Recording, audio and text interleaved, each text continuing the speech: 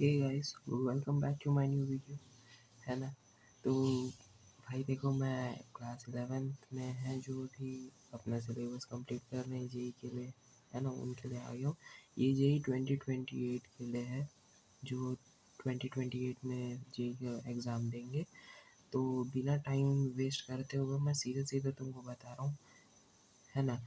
इसमें देखो, पहला अपना टॉपिक शुरू होता है फिज़िक्स से। फिज़िक्स में मैं जो भी अभी फिज़िक्स, केमिस्ट्री, मैथ्स में मैं जो भी तुम्हें बताऊँगा, इनको 3-3 वेव में तुम्हें करना है। पहला तुम्हारा क्या रहेगा, कोर वाला रहेगा। सेकंड वेव तुम्हारा रहेगा स्कोरिंग चैप्टर्स जिसमें आएँगे।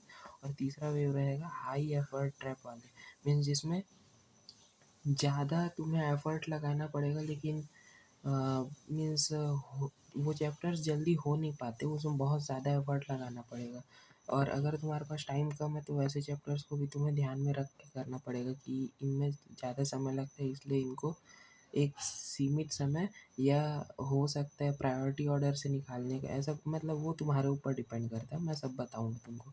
तो स्टार्ट होता है ये तुम्हारे, भाई मैं देखो चैप्टर का नाम बताने गया तो बहुत टाइम हो जाएगा, तुम्हारा समय बहुत कीमती है। तो मैं सिर्फ तुम्हें जितने भी चैप्टर्स है उनको ऐसा दिखा देता हूँ, वो ज़्यादा ठीक रहेगा लगता है।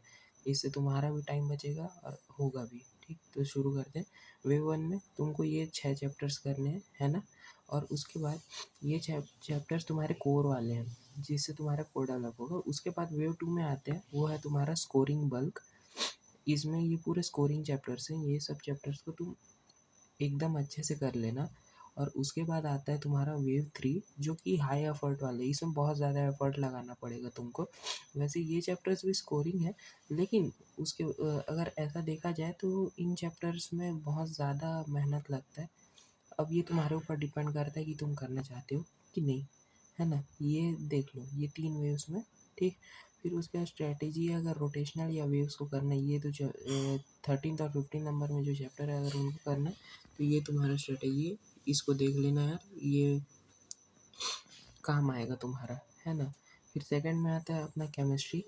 केमिस्ट्री में भी टोटल 3 वेव में, मैं जैसे बताया था सब में 3-3 वेव्स हैं।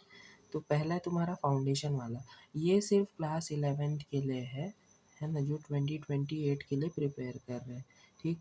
वेव वन में तुम्हारा ये 4 चैप्टर्स हैं। ये केमिकल बॉन्डिंग इंपॉर्टेंट चैप्टर है यार, अच्छे से करना, है ना। ये और पीरियोडिक टेबल वाला तुम्हारा हर चैप्टर में, मतलब लगभग उसके कारण जो भी एलिमेंट्स होते हैं उनका हमको एक पता रहता है एलिमेंट्स के बारे में, ठीक।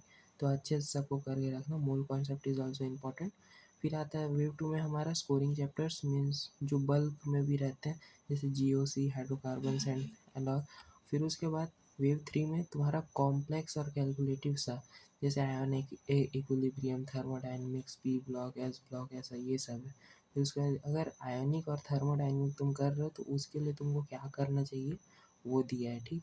इसको भी तुम अच्छे से देख लेना ये सब, ठीक। तो ये तुम्हारा हो गया केमिस्ट्री का। देन मैथ्स में आते हैं।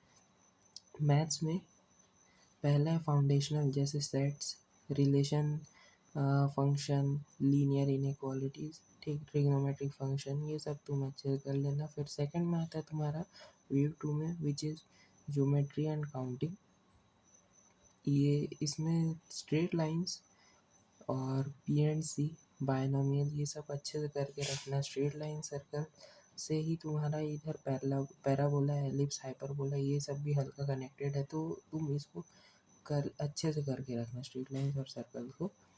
फिर तुम्हारा लेंथी कैलकुलस बेस है ये पैराबोला, एलिप्स, हाइपरबोला। वैसे पैराबोला, एलिप्स, हाइपरबोला एक मतलब आई थिंक, मेरे को लगता है मीडियम पार्ट में आते हैं, ज़्यादा एकदम हार्ड भी नहीं होते और एकदम इजी भी नहीं बोल सकते, लेकिन हाँ अच्छे होते हैं। अगर तुम अच्छे से करते हो तो तुम्हें अच्छे से समझ आ जाएगा।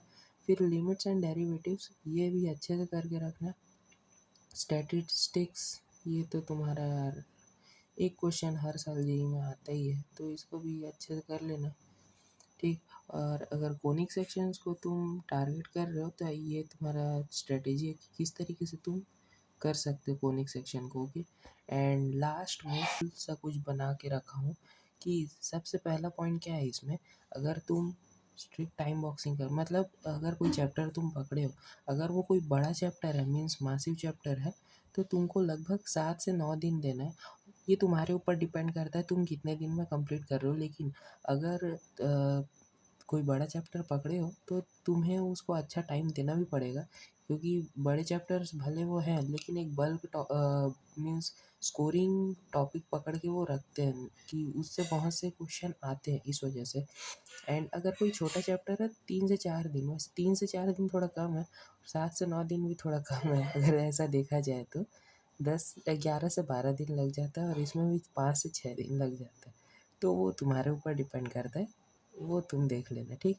फिर उसके बाद क्वेश्चंस का गैप, अगर तुम जैसे तुमको ना यार 200 क्वेश्चन सॉल्व करने का ज़रूरत नहीं है पर चैप्टर, क्योंकि समय कम है और तुमको बहुत से चैप्टर करने हैं अभी, है ना।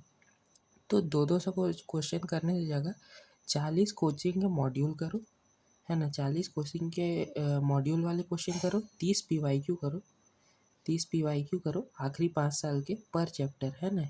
ये ज़्यादा अच्छा है, ठीक। 40 से 30 पीवाईक्यू करो और नए टॉपिक में बढ़ जाओ, ठीक।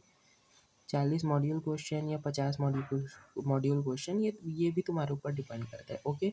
फिर उसके बाद अगर बैकलॉग बन चुका है तो मैं प्रेफर करता हूँ कि वन शॉट से तुम क्लियर कर सकते हो, क्योंकि मानता हूँ अभी 11th में बेसिक्स ज़्यादा ज़रूरी है, लेक्चर से कंप्लीट करना चाहिए। लेकिन यार अगर बैकलॉग बन गया है तो तुम अगर उसको लेक्चर से कंप्लीट करने जाओगे आगे का छूटते जाएगा, ऐसे ही तुम्हारे पास समय की बहुत कमी है ना। तो उन समय की कमी को देखते हुए मैं सजेस्ट करता हूँ कि तुम ना वन शॉट को ज़्यादा प्रेफर कर लेना, वन शॉट को ज़्यादा प्रेफर कर लेना फॉर चैप्टर का बैकलॉग को कंप्लीट मीन्स क्लियर करने के लिए, ठीक। अरे 4 से 6 घंटे वाले जो यूट्यूब में लेक्चर होते हैं, जैसे अगर मैथ्स का बैकलॉग है तो शायद तरुण खंडेलवाल सर या हमारे वोरा क्लासेस में भी पढ़ाते हैं, उनसे भी आप देख सकते हो, मेरे को अच्छे लगे थे इस वजह से बता रहा हूँ। और केमिस्ट्री में साक्षी वोरा मैम है, फैज़ल सर है फिज़िकल के लिए, इनऑर्गेनिक के लिए ओम पांडे सर है, ऑर्गेनिक के लिए देख लो यार, ऑर्गेनिक में तुमको कौन अच्छा लगता है। मैं तो साक्षी वोरा मैम से पढ़ रहा था ऑर्गेनिक का, तो मैं वही प्रेफर करूँगा, ठीक। तो भाई यही था तुम्हारे इस वीडियो में, मीन्स इस वीडियो में यही था, मैं सब चीज़ बता दिया क्या क्या चैप्टर्स हैं, ज़्यादा तुम्हारा टाइम लिया भी नहीं हो यार।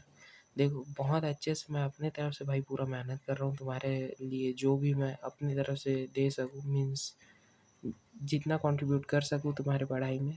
तो यार तुम भी थोड़ा सपोर्ट दिखाओ यार, मेरे भी थोड़े व्यूज़ वगैरह बढ़े यार, है ना। तो इस वीडियो के लिए बस इतना ही, बाकी आने वाले वीडियो में और मैं अच्छे अच्छे वीडियोज़ लाऊँगा, तो तब तक के लिए बाय।